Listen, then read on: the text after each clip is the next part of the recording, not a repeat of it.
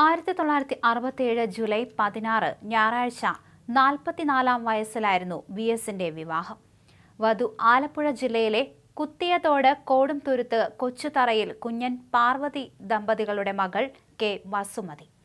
കുഞ്ഞിയത്തോട് എരമല്ലൂർ മേഖലയിലെ അക്കാലത്തെ പ്രധാന പാർട്ടി പ്രവർത്തകനായിരുന്ന ടി.കെ. രാമൻ മുഖേനയാണ് വസുമതിയെ വി.എസ്. വധുവായി തെരഞ്ഞെടുത്തത്. വസുമതിയുടെ കുടുംബവുമായി ടി.കെ. രാമന് അടുപ്പമുണ്ടായിരുന്നു. പരമ്പരാഗതമായ പെണ്ണുകാണൽ ചടങ്ങൊന്നും ഉണ്ടായിരുന്നില്ല. അന്ന് സെക്കന്ദരാബാദ് ഗാന്ധി ആശുപത്രിയിൽ ജനറൽ നഴ്സിംഗ് വിദ്യാർത്ഥിനിയായിരുന്നു വസുമതി. 4 വർഷം നീളുന്ന പഠനത്തിന് ശേഷം 1 വർഷം അവിടെ തന്നെ നഴ്സായി ജോലി ചെയ്യണമെന്ന ബോണ്ട് വ്യവസ്ഥയുണ്ടായിരുന്നു. ബോണ്ടിന്റെ കാലാവധി തീരാൻ കഷ്ടിച്ച് 1 മാസമുള്ളപ്പോഴാണ് ഉടൻ വീട്ടിലെത്തണമെന്ന കമ്പി സന്ദേശം വസുമതിക്ക് കിട്ടിയത്. തന്റെ വിവാഹം വി.എസ്. അച്യുതാനന്ദൻ എം.എൽ.എയുമായി നിശ്ചയിച്ചിരിക്കുന്നു എന്ന വാർത്തയായിരുന്നു ആ കമ്പി സന്ദേശത്തിൽ മറഞ്ഞിരുന്നത്. ആലപ്പുഴ നരസിംഹപുരം ഓഡിറ്റോറിയത്തിൽ ഉച്ചയ്ക്ക് ശേഷം 3 മണിക്കായിരുന്നു. എൻ. ശ്രീധരന്റെ പേരിലായിരുന്നു ക്ഷണക്കത്ത്. കല്യാണത്തിന് മുഹൂർത്തമില്ല, സ്വീകരിച്ചാനയിക്കലില്ല, ആഭരണ അലങ്കാരങ്ങളില്ല, സദ്യയില്ല.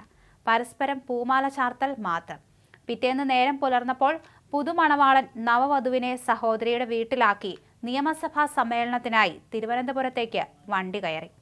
കമ്മ്യൂണിസ്റ്റ് പാർട്ടിയുടെ ജില്ലാ കമ്മിറ്റി സെക്രട്ടറി സഖാവ് അച്യുതാനന്ദനും കുത്തിയത്തോട് കോടംതുരുത്തൻ മുറിയിൽ കൊച്ചുതറയിൽ ശ്രീമതി വസുമതി അമ്മയും തമ്മിലുള്ള വിവാഹം 1967 ജൂലൈ 18 ഞായറാഴ്ച പകൽ 3 മണിക്ക് ആലപ്പുഴ മുല്ലയ്ക്കൽ നരസിംഹപുരം കല്യാണ മണ്ഡപത്തിൽ വെച്ച് നടത്തുന്നതിന് നിശ്ചയിച്ചിരിക്കുന്നതിനാൽ തദവസരത്തിൽ താങ്കളുടെ മാന്യ സാന്നിധ്യം ഉണ്ടായിരിക്കണമെന്ന് താൽപര്യപ്പെടുന്നു. വിധേയൻ N. Sreedharan, joint secretary, communist ജില്ലാ, ആലപ്പുഴ ജില്ലാ കമ്മിറ്റി. ഇങ്ങനെയായിരുന്നു ആ കത്ത്.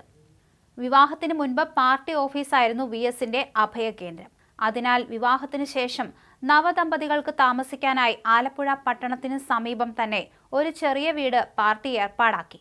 അന്നൊരു രാത്രി വി.എസ്. വസുമതിക്കൊപ്പം അവിടെ തങ്ങി.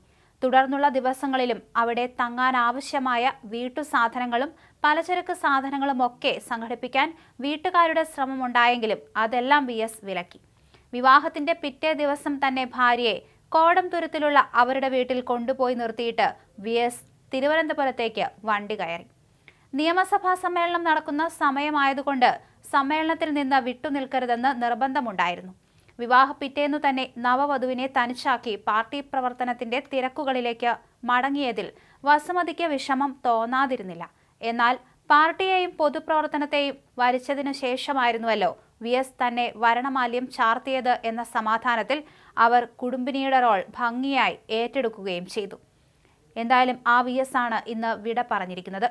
കുറച്ച് ദിവസങ്ങളായി തന്നെ അദ്ദേഹത്തെ ഗുരുതരമായ ആരോഗ്യ പ്രശ്നങ്ങളാൽ തിരുവനന്തപുരത്തെ എസ്.യു.ടി. ആശുപത്രിയിൽ പ്രവേശിപ്പിച്ചിരിക്കുകയായിരുന്നു.